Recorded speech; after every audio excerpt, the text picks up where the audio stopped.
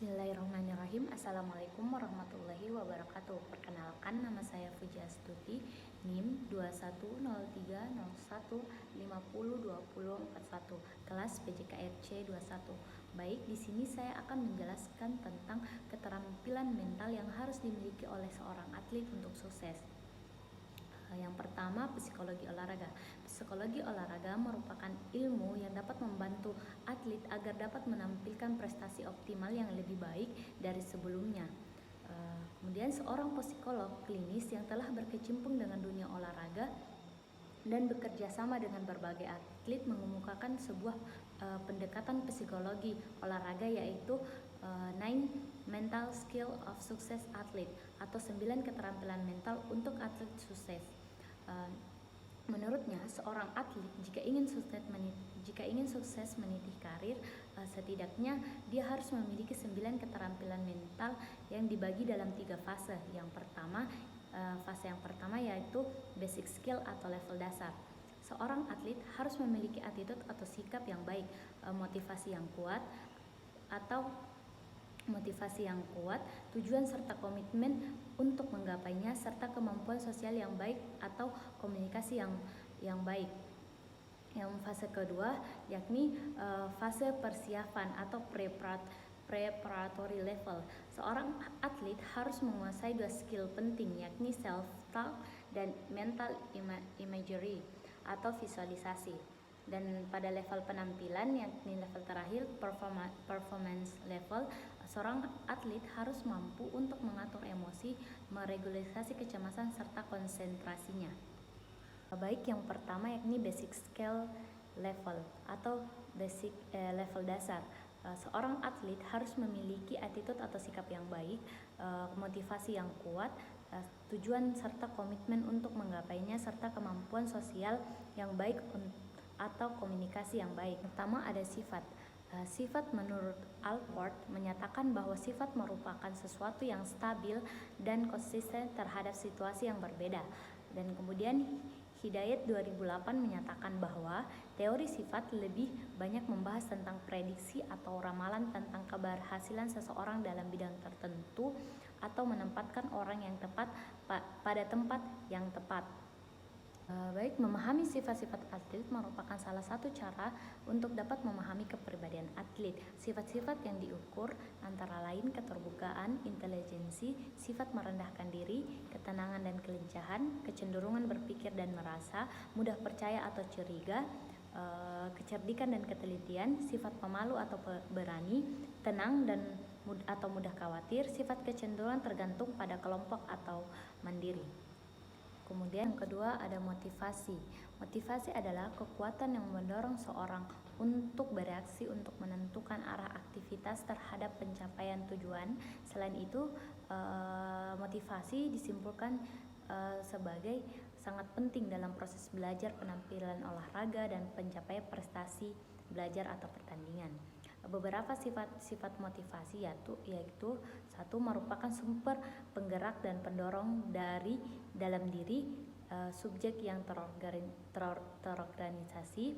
Dua, terarah pada tujuan tertentu secara selektif. Yang ketiga, mendapat kepuasan atau menghindari hal-hal yang tidak menyenangkan. Yang keempat, dapat disadari atau tidak disadari. Yang kelima, ikut menentukan pola kegiatan. Yang keenam, suatu tindakan dapat didorong oleh berbagai motif. Yang ketujuh, bersifat dinamik, dapat berubah dan dapat dipengaruhi. Yang kedelapan, merupakan ekspresi dari suatu emosi atau afeksi. Dan yang terakhir, ada hubungannya dengan unsur kognitif dan konatif dan merupakan motivasi, determinan sikap dan tindakan. Yang ketiga adalah tujuan dan komitmen. Goals and commitment atau target dan komitmen adalah sebuah kesadaran individu yang untuk membuat sebuah rencana yang realistis, terukur, dan terbatas waktu, dan memiliki keinginan yang kuat untuk menjalankan rencana-rencana yang telah dibuat. Menambahkan bahwa goals atau menempatkan tujuan membutuhkan kognisi dan motivasi. Kemudian kemampuan sosial, people skill atau keterampilan sosial tidak kalah pentingnya karena terkait dengan kemampuan komunikasi dan memperlakukan rekan tim, pelatih, dan orang lain. Individu yang memiliki kemampuan sosial yang baik cenderung disukai dan menarik orang lain untuk bisa dekat dengannya. Orang yang memiliki kemampuan sosial yang baik juga memiliki keterampilan untuk mengatasi konflik dengan sehat sehingga tidak berpengaruh dengan kondisi-kondisi negatif yang ada di sekitarnya. Kemudian kita masuk pada fase yang kedua, yakni fase persiapan atau preparatory skill atau preparatory level. Seorang atlet harus menguasai dua skill penting, yakni self-talk dan mental imagery atau visualisasi. Self-talk sendiri merupakan subkomponen strategi performa olahraga yang dianggap efektif dalam membina stabilitas psikologi atlet. Dalam lingkungan olahraga, pembicaraan positif pada diri sendiri. Self-talk mengacu pada dialog batin yang terdiri dari pertanyaan yang kita ucapkan kepada diri sendiri, baik dalam pikiran atau dengan suara keras. Sebagian besar kita menggunakan self-talk dalam hidup kita, seperti memberi semangat pada diri sendiri sebelum melakukan pertandingan. Latihan ini membantu kita menilai dan mengatur pikiran dan emosi serta dapat membantu mengurangi stres dan kecemasan dalam situasi pertandingan atau situasi tertentu.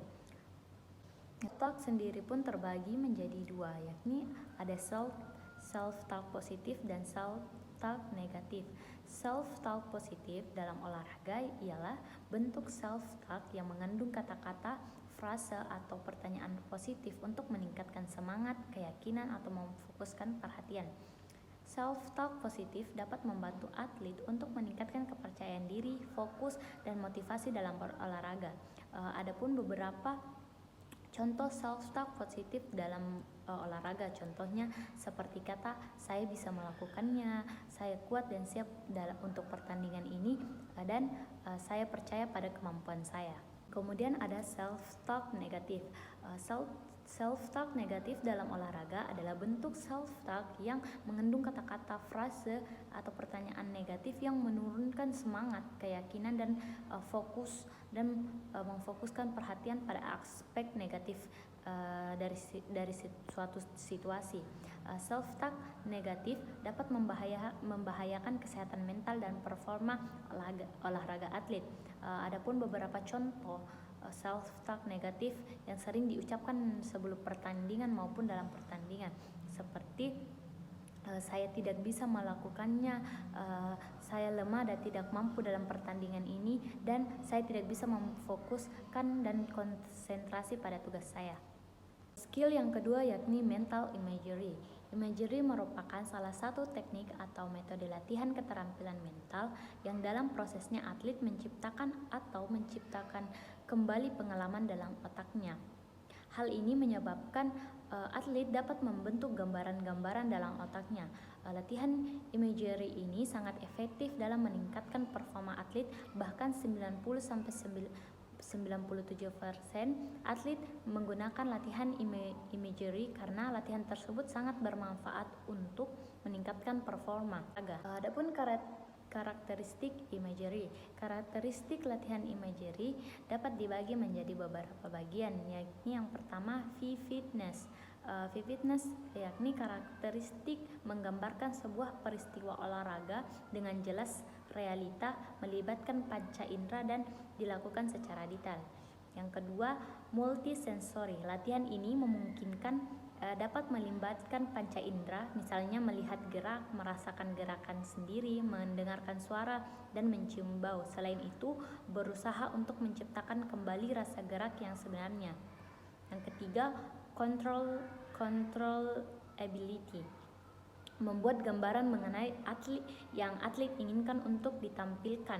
Masalahnya yang dapat dilakukan terkait dengan bagaimana mengendalikan gambaran gerak, biasanya dengan mengulang-ulang kesalahan atau kegagalan dan mengingat gambaran gerak yang sebenarnya. Dengan demikian, latihan keterampilan mental membutuhkan supaya berkembang lebih sempurna. Yang keempat, internal atau external perspektif. Perspektif internal mengacu pada memvisualisasikan olahraga atau peristiwa tertentu melalui pandangan mata atlet. Sedangkan perspektif eksternal mengacu kepada melihat atau menonton penampilan atlet pada sebuah video. Imagery internal lebih fokus pada kompetisi dan imagery eksternal lebih baik untuk mengoreksi kesalahan yang dilakukan oleh atlet. Kemudian yang kelima, mastery rehearsal. Atlet melihat penampilan dirinya secara sempurna dengan penuh percaya diri dan penuh perhatian. Perhatian tertuju untuk memperlihatkan permainan atau performa terbaiknya. Kemudian yang keenam, coping rehearsal. Atlet melihat keberhasilan dalam mengatasi kesalahan dan kemundurannya dengan penuh percaya diri. Manfaat penggunaan latihan imagery. Yang pertama, dapat meningkatkan konsentrasi. Ada kalanya seorang atlet mengalami gangguan konsentrasi dalam menghadapi saat-saat tertentu. Melalui latihan imagery ini, ia dapat membayangkan saat-saat tersebut dan bersamaan dengan itu membayangkan bagaimana dapat mempertahankan konsentrasinya. Kemudian meningkatkan rasa percaya diri. Seorang atlet dapat membayangkan bagaimana ia harus berperilaku dalam menghadapi penonton yang berpihak kepada lawannya. Dengan demikian ia dapat mengembangkan rasa percaya diri sekalipun ia harus bertanding di gelanggang lawan atau bertanding sebagai tamu. Kemudian yang ketiga, mengendalikan respon emosional. Seorang atlet misalnya dapat membayangkan bagaimana ia bereaksi secara emosional pada lawannya atau terhadap wasit di dalam suatu pertandingan. Yang keempat, memperbaiki latihan keterampilan. Contohnya dalam olahraga tinju, yakni berlatih tinju tanpa kehadiran lawan tetapi membayangkan seolah-olah ada lawan. Yang kelima, mengembangkan strategi. Melalui imagery, seorang atlet dapat membayangkan strategi apa yang kelak akan dilakukan dalam menghadapi lawan tertentu. Yang keenam, mengatasi rasa sakit. Melalui latihan mental, seseorang akan lebih mampu mengendalikan rasa sakitnya, seperti misalnya memindahkan perhatian internal dari sumber rasa sakit ke bagian tubuh lain, atau membayangkan hal yang menyenangkan dan lain sebagainya. Baik, itu saja yang dapat saya sampaikan. Lebih dan kurangnya mohon dimaafkan. Wassalamualaikum warahmatullahi wabarakatuh.